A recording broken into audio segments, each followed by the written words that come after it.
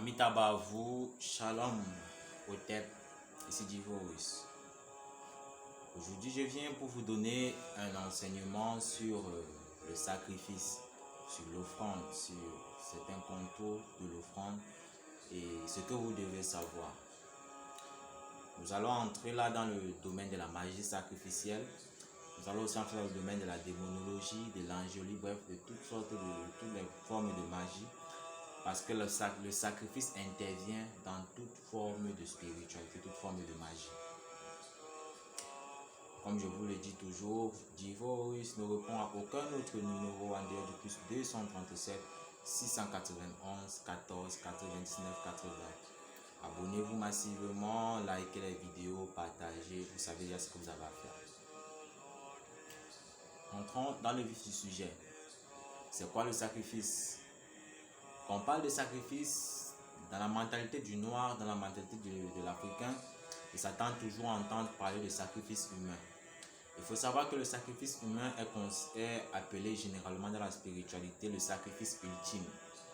Donc, quand on parle de sacrifice, on parle du plus bas niveau jusqu'au niveau le plus élevé, donc qui est le sacrifice humain. Le plus bas niveau est le sacrifice là qui ne concerne que la personne qui opère le rituel, qui opère la magie, ou alors la personne pour qui le rituel est opéré. Dans cette catégorie de sacrifice, on parle là généralement des jeûnes, on parle là de l'abstinence, on parle là parfois des temps de méditation aussi, parce que lorsque vous jeûnez, non seulement vous fortifiez le corps éthérique, mais vous privez le corps physique de ce qu'il a besoin pour avoir de l'énergie, à savoir la nourriture, à savoir de l'eau. Voilà le cas du jeûne. Donc là, c'est un sacrifice que vous êtes en train de faire pour obtenir quelque chose. Et ce que vous obtenez généralement, c'est l'augmentation de votre puissance, l'augmentation de votre taux vibratoire, de votre taux éthérique. Cette augmentation du taux éthérique vous sera favorable dans les rituels. Donc, quand votre taux éthérique est très élevé, quand vous êtes assez, vous avez augmenté votre taux vibratoire, vous pouvez dans ce cas contacter plus facilement certains groupes d'entités. Là, on parle du plus bas niveau. Il y a aussi un autre sacrifice qui est le sacrifice de chair. Donc, de chair qui ne concerne que la personne, bien sûr. Là, on parle de l'abstinence. Dans cette abstinence-là, vous déciderez pendant une période donnée de ne pas avoir de rapport sexuel, ou alors même dans d'autres cas, comme le cas des prêtres, ça peut même aller jusqu'à toute la vie. Donc, dans le cas de l'abstinence aussi, on parle même de sacrifice parce que l'abstinence aussi a un impact sur le taux vibratoire. Parce que le but du sacrifice en fait est de nous permettre d'obtenir plus facilement ce dont on a besoin en fait. Voilà pour les sacrifices qui ne concernent que le corps. Maintenant, dans les jeûnes, on peut classer les jeûnes en plusieurs catégories.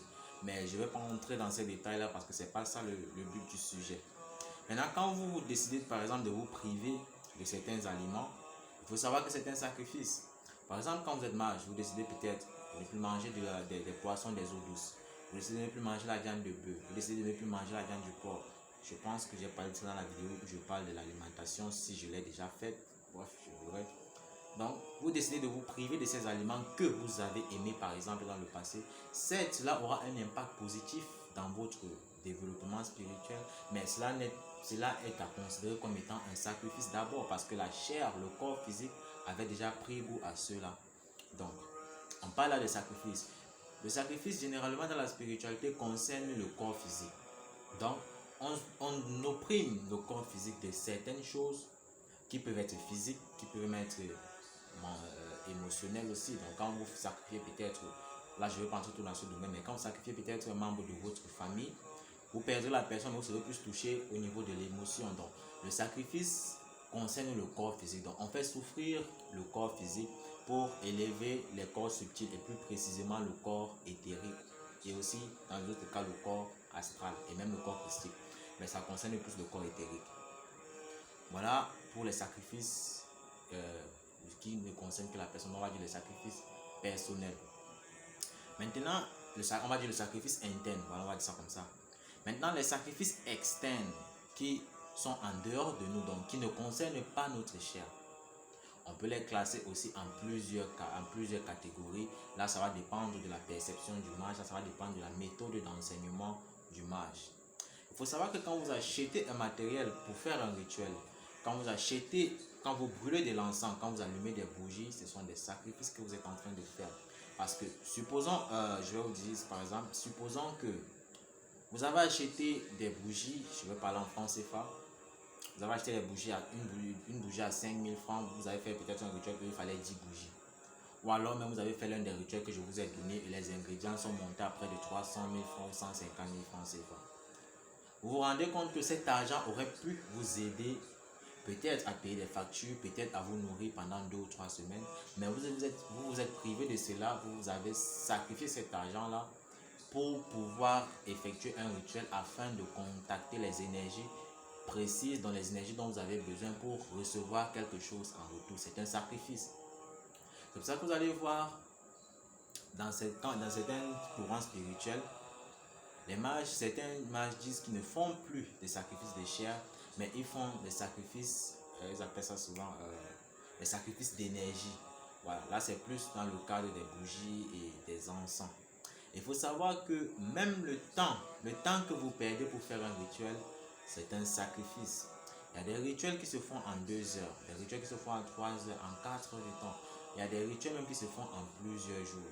Ce temps aurait pu vous aider, non seulement peut-être à vous épanouir, ou même encore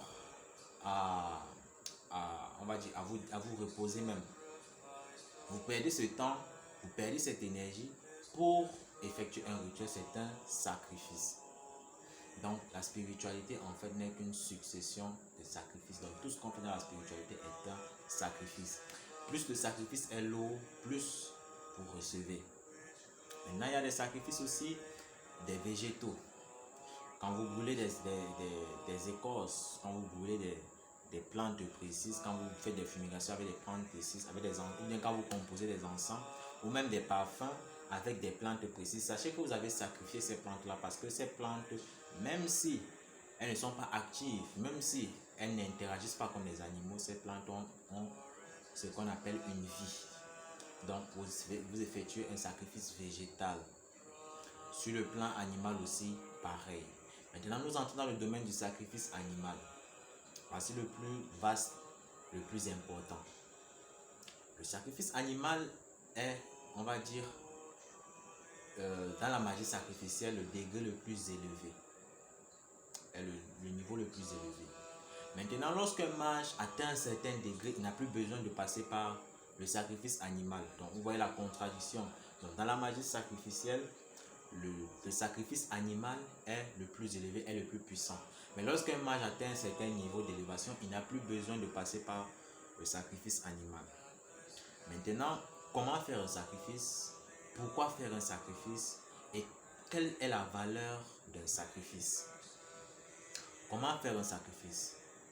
Pour faire un sacrifice, il faut d'abord savoir avec quelle entité on travaille. Vous n'allez pas vous lever, aller faire un sacrifice comme ça.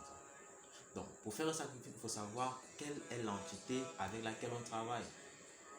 Vous n'allez pas peut-être, je ne sais pas quoi, vous n'allez pas peut-être vouloir faire un travail avec une sirène et aller sacrifier des poules noires, aller sacrifier des chèvres noires, ça ne se fait pas. Donc, chaque entité a ce qu'il aime. Parce qu'un sacrifice, pour faire un sacrifice, il y a plusieurs critères. Il y a d'abord le sexe de l'animal qui est sacrifié.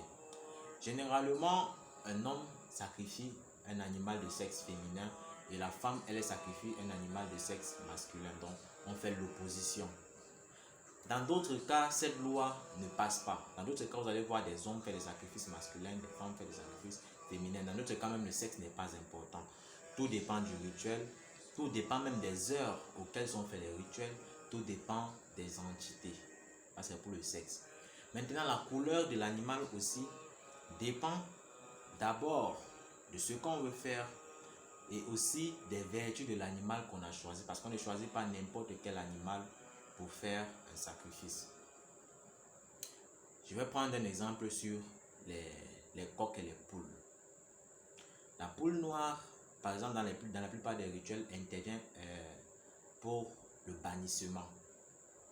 Dans d'autres cas aussi, elle intervient pour des rituels de magie noire, de richesse, parce que la poule noire est associée à l'or.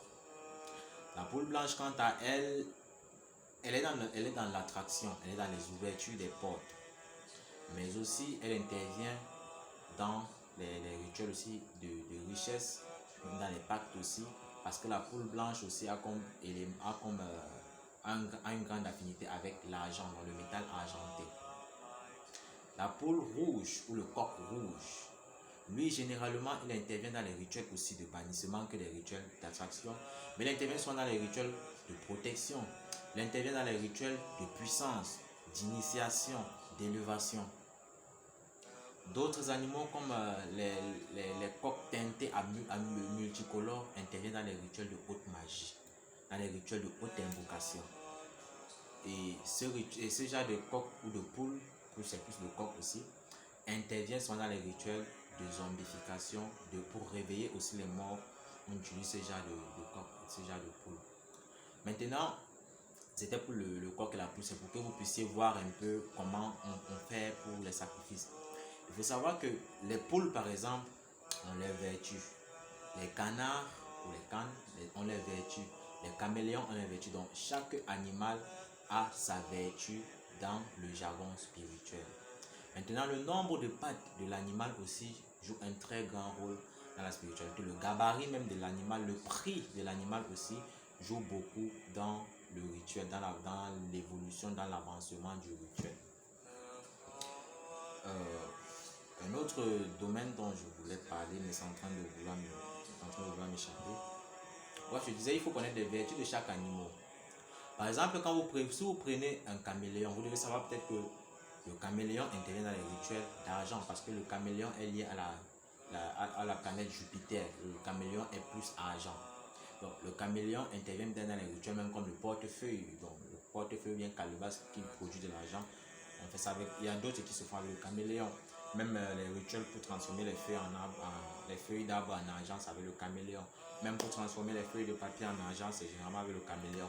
Donc, vous voyez que le caméléon intervient beaucoup avec ce qu'on appelle l'argent. Je ne parle pas du métal, je parle de l'argent, de l'espèce du cash, ce qu'on appelle money en anglais. Maintenant, le caméléon aussi a plusieurs vertus comme le poulet.